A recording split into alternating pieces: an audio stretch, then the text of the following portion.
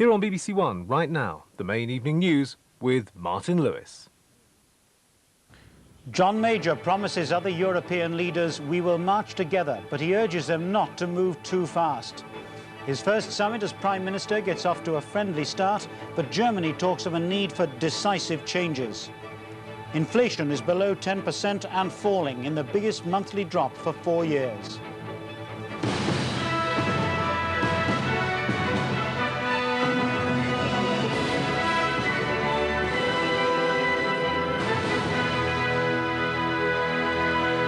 Good evening. At the end of the first day of talks at the Rome Summit of European leaders, the British government is tonight confident it is not being pushed into deals on economic and political union it does not want. Mr. Major says the differences between Britain and the other European community countries are on the practicalities of the way forward, not on matters of principle. A spokesman for the Italian government, which holds the presidency of the community until the end of the year, said there was a strong will for harmony in today's discussions and praised the tone of conciliation adopted by Mr. Major. As the European leaders left after their talks this evening, it became clear that unlike the last Rome summit, a confrontation had been avoided. There was no attempt to exploit the differences between Britain and the other member states, and Mr. Major could afford to look reasonably happy. Extremely interesting day. Germany's Chancellor Kohl and the majority who are in favour of a decisive shift towards a federal Europe confirmed their positions. But Mr. Major's approach, stressing Britain's alternative plans, was widely welcomed. Very positive. Very positive. The serious problems on political and monetary union will now be left to the intergovernmental conferences, which open tomorrow and will last for much of next year. The President of the European Commission, Jacques Delors, knows their task won't be easy. No problems. We wait the beginning of the ECG. You wait for the beginning of the conference, But and then there will be problems. each day, more happy, step by step. You think it's going to go well? Throughout the day, advocates of a federal Europe have been trying to encourage faster integration. They want a single currency now. Mrs. Thatcher used to argue that the loss of national sovereignty would make economic and monetary union totally unacceptable. Significantly, Mr. Major rests his case on economic grounds, and he doesn't want the Intergovernmental Conference to reach hasty conclusions. It will examine all these matters in great depth. It will take its time over doing so, and then we will reach conclusions. But let us do it that way around. Can I just ask this one question? But if you're asked to say, do you accept a single currency as an aim, are you prepared to say yes to that proposition? That is not the way the question would come or should come, for it is the wrong way to consider the proposition. It's impossible to produce pat answers to questions of that sort at the moment. That wasn't the straight no Mrs. Thatcher might have given. And tonight, the Dutch Prime Minister, Mr. Lubbers, welcomed what he thought was an important change. He is fresh, so to say. He starts for the future. He said himself, and we believe that he is very motivated to have his share in the building of Europe. Mr. Major appears not to have changed British policy, but he's certainly adopted a different approach. He faces the same problems that Mrs. Thatcher did, but he may find it easier to attract allies who could make the differences less damaging for Britain. John Sargent, BBC News, Rome. Earlier, there was evidence of Mr. Major's conciliatory approach in individual meetings with fellow leaders. The British side described the meeting with Chancellor Kohl as extremely friendly. Amid the habitual hubbub of a European summit, Mr. Major arrived proclaiming that he was a wholehearted European and wanted to be an enthusiastic shaper of the new Europe.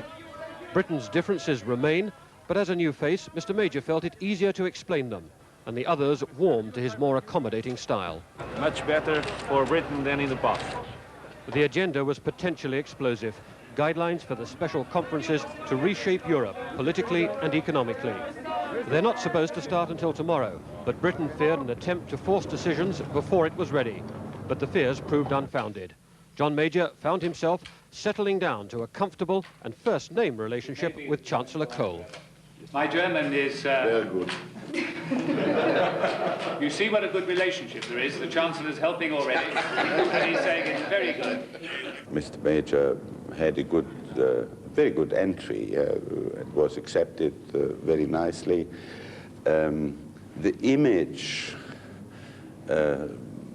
also some of your media have created about yourself and the isolated position did not quite cope with reality. Britain was never so far away from things as it sometimes was presented.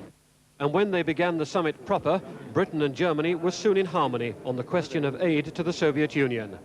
Yes, they agreed to $1 billion package, but they wanted the community officials to think again about how to handle it. And when Chancellor Kohl said the aid was needed not just to ease hunger, but to shore up President Gorbachev against attack by hardliners, Britain agreed. I think that President Gorbachev is clearly in a difficult position, but it's not so much as an individual, but as it's the policies which he's pursuing. It isn't in the interest of Europe, it isn't in the interest of Britain that the Soviet Union should lapse into anarchy, or that the Soviet Union should fall back into the hands of some backward-looking tyrant. Tonight, Mr. Major is pleased with the way the day has gone. No one has tried to bounce Britain, and there's no sign of unpleasant surprises tomorrow. Instead, the British think they've detected a willingness to slow down the pace of the community so everybody can move together. Mr. Major's more practical and less dogmatic approach appears to be paying off. Brian Hanrahan, BBC News, Rome. The differences on economic and political matters between member countries will be discussed in detail in the two intergovernmental conferences, or IGCs, which are to be formally opened in Rome tomorrow. One will cover economic and monetary union, the other political union. Negotiators representing EC, finance and foreign ministers will get down to regular talks in Brussels in January. At monthly meetings, community finance and foreign ministers can review progress. The result will be two agreements for community leaders to approve, possibly in time for the Luxembourg summit in June next year. The agreements must be ratified by the national parliament of each community member before they are written into the community's constitution as amendments to the Treaty of Rome. Joining me from Rome is our economics editor, Peter Jay. Peter, is there still everything to play for at the intergovernmental conferences, or is Britain going to be boxed in simply by the way they're going to work? Well, Martin, the mood music on the first-class deck at the summit has been absolutely terrific, but the fact is exactly the same icebergs as before are lying in the sea. In the area of economic and monetary union, John Major and his government is still as opposed to an independent central bank, or the European Central Bank, as Mrs. Thatcher's government were.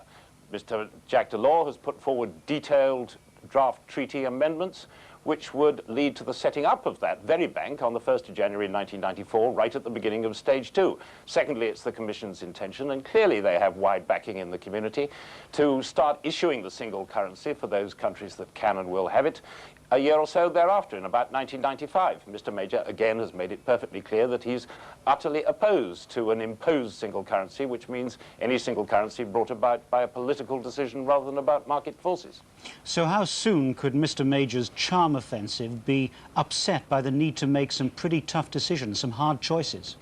Well, I think the answer has to be as soon as they get down to business. Absolutely nobody in Rome here this week, either at the summit, which ends tomorrow morning, or at the two IGCs, which start tomorrow afternoon. Nobody wants rows, bust-ups, confrontations. The tone has massively changed.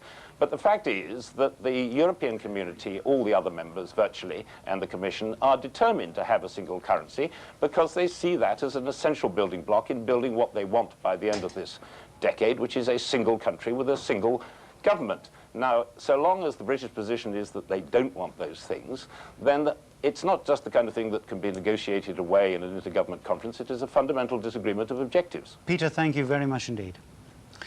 The rate of inflation has had its sharpest fall for 4 years. The retail price index for the year to November rose by 9.7%. That's more than 1% less than a month ago. The underlying rate, leaving out the mortgage rate and community charge, fell to 8%, nearly 0.5% less than a month ago. It's taken a long time, but last month's cut in mortgage rates ensures that inflation has finally passed its peak.